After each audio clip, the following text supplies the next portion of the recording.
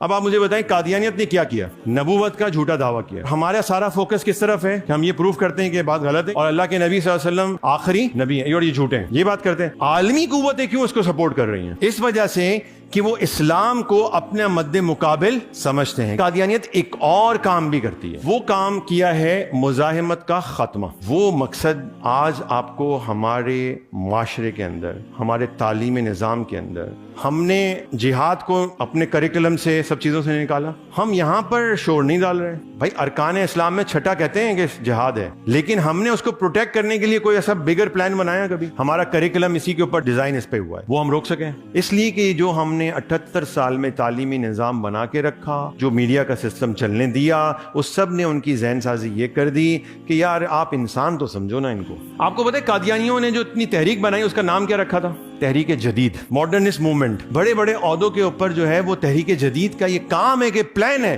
کہ ان کو وہاں پر بٹھایا جائے اور وہ خاموشی سے یہ کام کریں، اور وہ کرتے ہیں. الحمدللہ ہمارے بچے کو پتا ہے قادیانی کافر ہے. اس کو تو آپ نے سب کو بتا دیا، کانسٹیٹیوشن کا یہ پارٹ بنا دیا. لیکن اگلا جو کام جو قادیانی کرنا چاہ رہا تھا، اس کا مقصد جو تھا وہ پورا ہوا کہ نہیں ہو گیا؟ اگرچہ ہم نے اس کو کافر تک لکھوا دیا، اس کے باوجود وہ مقصد پورا ہوا.